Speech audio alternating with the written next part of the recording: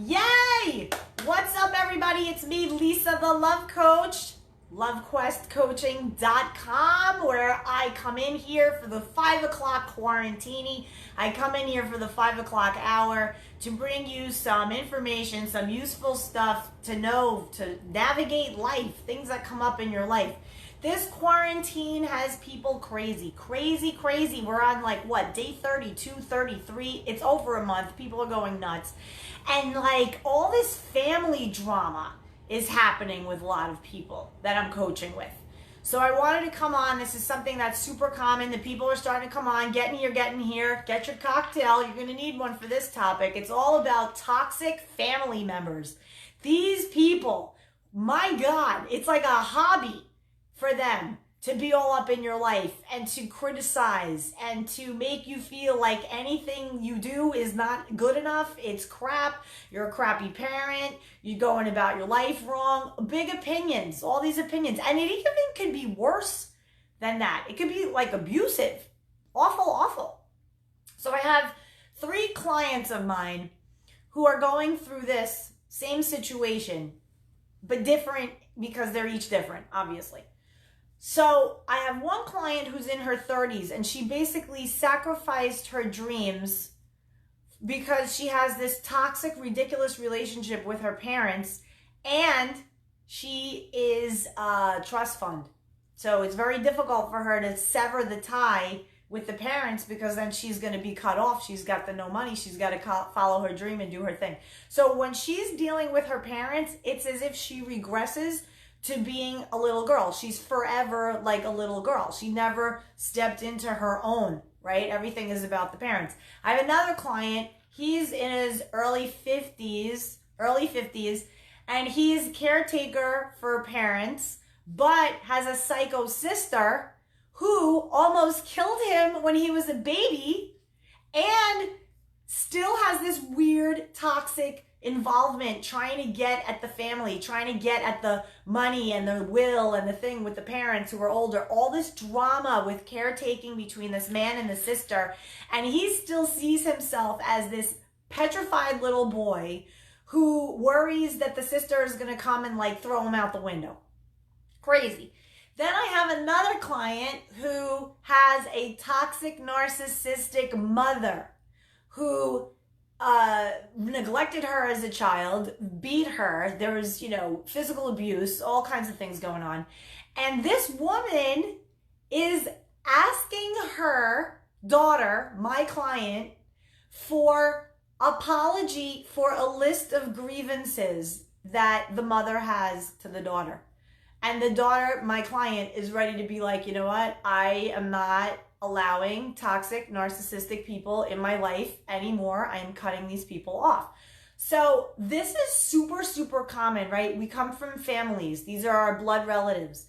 And oftentimes we have people in our families who are crappy to us. They're horrible, but they think that they can get away with it because we're blood related. So I always say, all the more reason to treat me with love and kindness because we're blood related, right? I got you. You're my cousin. You're my sister. You're my niece. You're my mother. You're my father. You're my whatever, sibling, whatever. All the more reason that you would have my back and that you would be kind and sweet to me and me to you. But that's often not the case, you see. You get people who are total takers, manipulators. They're just after their own drama and bullshit. They're all caught up in their own thing. It's like the whole family has to acquiesce to them. They do stupid shit to people. They carry on. They make crappy decisions in their lives. They play the victim role. And then you're left there like, I'm supposed to mix and mingle with this asshole just because we share DNA? I'm here to tell you to take a sip. I'm going to take one with you. And I'm going to tell you that it's okay to write people off. That's right. It's okay to write people off. Cheers to you, honey. Cheers to you. Many people in this quarantine might be sitting there saying, you know what? I have a lot of peace in my life. This whole social distancing thing, I distanced myself from a lot of assholes in my family, and it's kind of nice. I have my immediate tribe. I have my children, I have my spouse, we're all peaceful and happy. And I, connect with my sister or my brother or this one or that one through text, and it's nice. But this bullshit of the demands of who's doing what and who's all up in each other's business and toxic. When it's toxic, that's when it's bad. Families are going to want to care about what you're doing, what you're up to, and they're all going to, show concern, show care, different. Sometimes they'll give an opinion, but when it's all up in your shit for the purposes of tearing you down and making you feel anxious, where you're in a state of constant battle with this person, it is 100% okay to write them off. Absolutely. And here's why. Ready? Your job is to protect your peace. That is the number one thing. When you start living committed to your peace, you're going to see how the people bounce away. If they can't behave themselves, if they can't be, you're like, love, I love you no matter what. I have love for everybody. All good, but you're not going to have access to me. And this is no different than when we're talking about relationships. Now I'm applying it to the family, because this is a thing. I mean, it ends up being where you don't know how to navigate in your own tribe, in your own family, because one bad apple spoils the bunch. So what do you do in a situation where, you're in the quarantine and you're trying to hold it down, you're dealing with your family, or maybe you're single, you're dealing with yourself, and I have the little Tazer. Look at his little face over here. I love this face. Cutie me. He's laying right by me. I don't know if you see his little ear. Cutie me. Tazer, why don't you sit up? No, now he's flipping over because he wants me to pet him. So you're in this quarantine thing, right? And comment below, are people super nosy? Do they miss connection, in a genuine, nice way? Are things going good in your family? Or are you like, wow, this is kind of peaceful. And you know what? I'm not having text fighting with my family. It's ridiculous. Or I'm not getting into this thing from 15, 20 years ago. This is a time where we all need our immune systems to be top notch. And if anybody's giving you grief and bullshit, be like, you know what? I'm social distancing. And that means I'm making my immune system on point, which means getting rid of the toxic assholes in my life. And you're treating me like a toxic asshole. So I'm done with you. Done with you. Nothing wrong with this, but it becomes very difficult for people when they have a codependent narcissistic relationship with a family member. Meaning they have been programmed that this person and their bullshit is accepted. It's part of the family normal. So there's always that person in the family where oh, that's just the way they are. That's just the way they are. And they program you to accept bullshit. And you don't have to do that. I'm here to tell you, you do not have to do that. You're like, you know what? If you want to accept that so-and-so disrespects you and treats you like XYZ, I'm not, and I don't have to. And so they're going to have to either shape their shit up when I come on the scene, or they're not going to deal with me anymore. It's very simple. So look, the family dynamic is a serious thing. It's it's impossible, and I know that a lot of times people deep down wish that, I wish my mother wouldn't talk to me that way, or I wish my father wasn't that way with me, or whatever, but they don't say anything. And instead, whenever they're around them, they revert back to the way they would be at 16 years old. There comes a time in life where you have to assert for your peace. You have to protect your peace. You have to assert and draw boundaries with people. You have to be like, Ma, that's not a topic I want to get into. Period. And you teach them. It's that's not a topic that's up for discussion. Well, what do you mean? I'm your mother. Can't I ask you this question? No. You can ask me, but I'm not going to answer it. It's not a topic. It's handled. That's it. Well, how are you handling it? What are you doing? Because that's the thing. It'll come a spiral of this craziness, and you want to avoid that. You want your peace to be paramount in your life. So I'm hopeful this helps you out. I mean, I have, like I said, 3 clients, each dealing with the fuckery of family on a level that it's preventing them from attracting love in their life. It's preventing them from succeeding in their businesses. I mean, if you're still 40-something years old, 30-something years old, still giving a shit about getting validation and approval from your parents, honey, we need to connect. We need to connect because you're missing an opportunity to reinvent the relationship as an adult with your family now, with whatever family member. If you have siblings and every time you get together, or even not, it's gossip and bullshit, you're still behaving with stories from when you were little. It's time to step into your adult self and know how to protect yourself, right? So when that little kid comes out to fight with the sister, to fight with the mother, and there's a child in you trying to prove their worthiness, prove their rightness, that's when adult you needs to step in and say, my love, you do not talk to that little kid like that. You have to start representing your inner child, your wounded past selves. It could be you at 5, it could be you at 15, it could be you at 35, 25, whatever. There are past versions of you that you need to start stepping up for and in front of, so that any shit that comes your way, you can handle it. Because you're protecting your wounded inner children. They all stand behind you like the queen bee. And when somebody throws bullshit at you and is trying to get at them, those wounded, and they're trying to like poke the buttons, poke the lion, you can say, no, you don't talk to her that way. You want to talk to me, you're going to talk to me with kindness and with respect. Otherwise, I won't come over anymore. And that's how you teach them. It's very, very difficult to do. And the root of it starts with you learning how to identify those inner wounded past versions of yourself and healing them. Making the commitment to them. Making the commitment of, if this person speaks to me this way, I hang up the phone. Because I'm not here to take that shit from anyone. And you know what? Love and kindness. You can love your relatives. You can love everybody, but you can love them from 1,200 miles away. And you can love them from one phone call a week just to check in to say hi and to see how they're doing. It doesn't have to be this thing where they have this hold on your life, this constant track in your brain that every time you deal with the topic of this person, a sibling, a mother, a father, an aunt, an uncle, whatever the deal is, you revert back to being 15, 16. You know, I had a client and her dysfunction with her parents, mainly her mother. Her father too, but her father passed, so she had a lot of work to do. She coached with me. She spent all this money on coaching.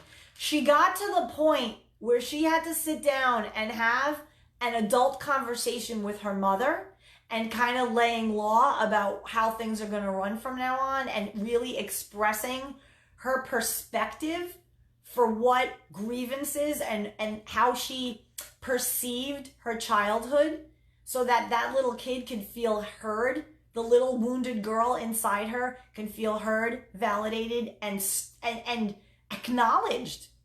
She didn't do it. Couldn't do it. And what happened? She ended up ending her coaching her coaching process with me. She made a ton of headway in many aspects of her life. She had perfectionism. She couldn't deal with her coworkers. She would lose one job after the next. And I said, honey, this is all rooted in the same exact place. Mm-hmm. Everything that is dysfunctional in your life is rooted in the wounded inner child that's inside of you, that you are self-abandoning and you're not paying attention to every single time you look outside of yourself for validation. You're abandoning that side of you. So when your mother comes at you and talks to you in a way that drives you up a wall and you don't know how to handle it, you're letting that version of you down. Same thing with work. Every single time you're all wadded up, it's Sunday night. This girl would have Sunday night anxiety about the list of things she has to do with her work. I mean, is this a way to live?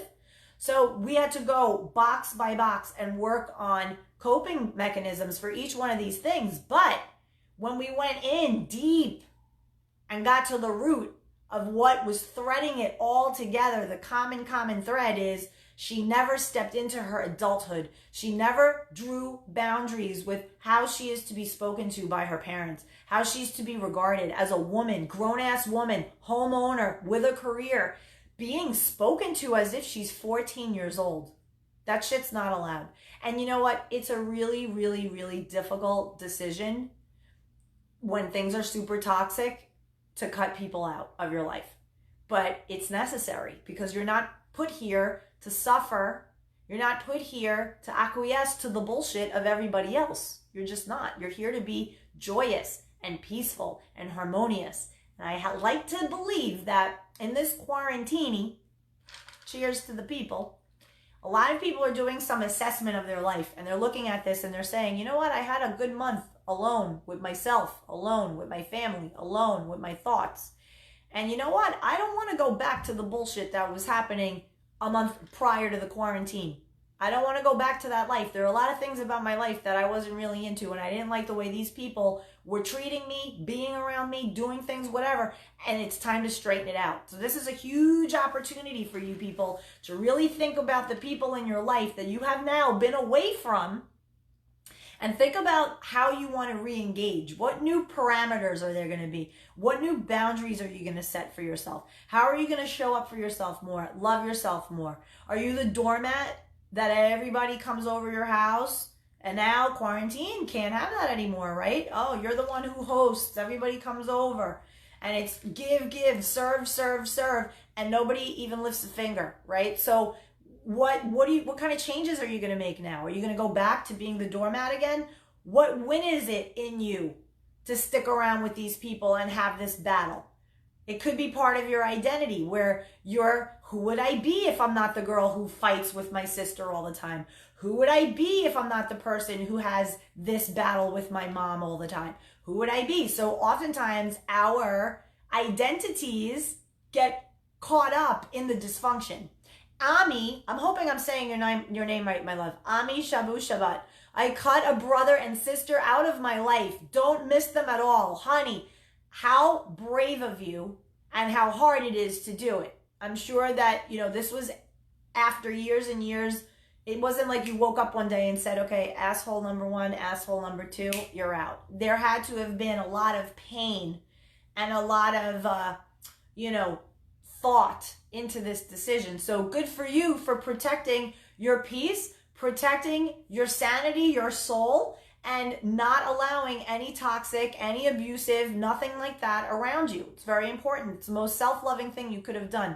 So my heart goes out to you, Ami. I hope you're doing well during this quarantine. I'm appreciative that you tuned in today. Obviously a topic that you know very well. So yeah, look, if this is a time of evaluation, this is a time of when, you have to really look at your life and look at the people in it. And if you're looking to make some changes in your life, when you come out of this, right, this quarantine, this forced, social distancing, a lot of people are like, I can't see my family. I have a tribe of 50. I can see my people in my house. It's going to force you to really evaluate relationships. For the good and the bad, no judgment, but it's just going to make you get clarity about these different relationships that are happening in your life from a place of peace and quiet where you can just be with your own thoughts, your own assessment of them all. I have a lot of this coming up with people now in my coaching practice. And so when I coach people on their relationships, right, they may come to me with a divorce, a breakup, some kind of problem in their existing relationship. If they're single, it's about, how do I find love?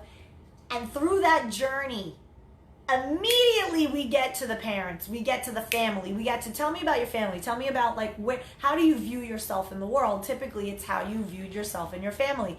Jason is another one. He weighs in and says, I've cut my parents out of my life. Parents, toodaloo parents, bye-bye, not allowed to talk to me anymore. You're dysfunctional and toxic and I'm living my life and I can't anymore. So, this is a normal thing. A lot of times, people disrespect you and you end up writing off people in your life because you're like, you know what? I love myself too much to allow this type of bullshit.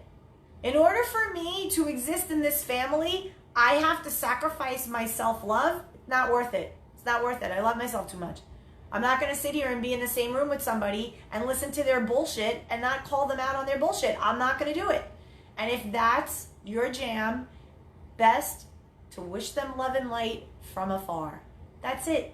Best to wish them love and light. Jason, question for you. How long ago did you cut your parents out of your life? If you do want to share. I mean, if you don't, you can PM me, whatever, I understand. But how long ago was that? And was it really super difficult for you to do it? I commend you. I know, again, not an easy thing to decide, not an easy thing to follow through on. You know, I have a client where she gets bombarded with emails from her mother, these long rants. I ended my relationship with my brother, as did my dad. My mom's still manipulated by him because he has 3 little girls. It's so sad to see my mom is used, but it's her choice. I don't miss him. A lot of that happening where little kids are the pawns in the manipulation of a parent. A lot of times you see this when you have siblings and one of the siblings isn't financially solvent, didn't necessarily do as well for themselves. They still are immature and reliant on the parents. So they use them to manipulate them out of paying for things, paying for the money, you know, for whatever. You know, oh, the kids need this, the kids need that. You're the grandma, you have to come through. And it's dysfunctional. It's codependent and dysfunctional. 9 years ago, when I went through my divorce, they disagreed with it and they were very judgmental about the whole situation. It was hard at first, but now it's normal. Isn't that a shit kick in your ass? You're going through a divorce. Honey, I've been there. It's the worst, most emotionally grueling time of your life. And it's the time where you need the most support from your tribe. And knowing that they would turn it and make it about them, it's the worst. Where all of a sudden it's, how does your divorce make them look? How does your divorce bode on the, yeah, he says it. Yeah, my mother uses my kids as a pawn. Dysfunction. Jason, it sounds like your mom is a bit like a little narcissistic. Seems like people who use people as pawns in their agenda. It could be a whole narcissistic codependent dynamic, and you were able to break free, go no contact, and like handle it for yourself. So it's unfortunate, like, you know, your family's divided, but you found your peace and you have your own family.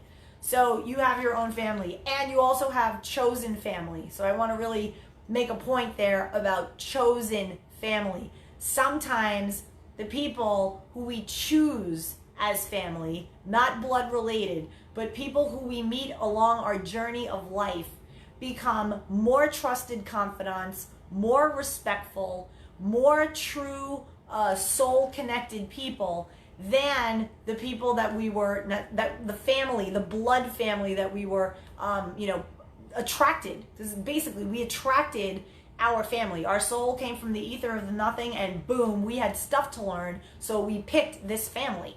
And okay, Jason says they are pastors. Oh, honey, they got the whole God religion thing going. They were pastors, so it looked bad for them. Wow, amazing. So when people are very consumed with the judgment of others, they are in conflict with their true faith, because true faith does not know judgment, right? God is the only judge.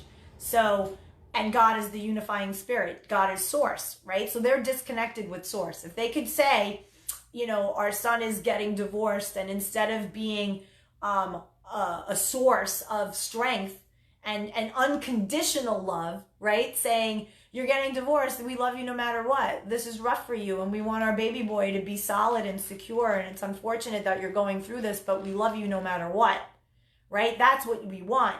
But in that journey, Jason, I'm sure you had to come to that on your own. You had to learn how to give yourself the very affirmation, the very soothing and nourishment that your parents were not giving you during that rough time. So you're losing. Divorce is losing of divorcing the spouse, which is number one, awful. And then to boot, you have now this added divorce almost of your parents. And of saying, you know what? Screw all of you. My peace matters the most. And, you know, this manipulation thing, I see it in families a lot. It's unfortunate. It's toxic and unfortunate, but it is something that we need to absolutely look at Our peace is between us and God. It's not between us and anybody else. And so if it means that your great lesson here was to love your parents from afar, wish them the best, but move on with your life, you know what, honey? It's your right to do. And I love you for, coming on this. And if you feel like this is something that somebody else in your circles could benefit from, feel free to click share, throw some hearts, all that stuff. Jason, I acknowledge your strength and bravery in this, because dealing with divorce and then parental fallout from it is a behemoth. And that was 9 years, almost a decade ago. So you're in your journey, you've created a new life, you've reinvented yourself, so you're proof that it can happen. And I appreciate you weighing in. For anybody else out there who's grappling with this, family drama, ridiculous, crazy, definitely hit me up. It is going to impact how you show up in your own romantic relationships if you have not sorted out and handled the relationships from the past in your life. My loves, I'm bidding you farewell. Happy quarantini, and I'll come at you tomorrow with another topic. If you have a topic or a question, you can hit me up at lovequestcoaching.com, where I offer a free love life assessment, or you could just PM me right here. Much love, guys. Have a great evening.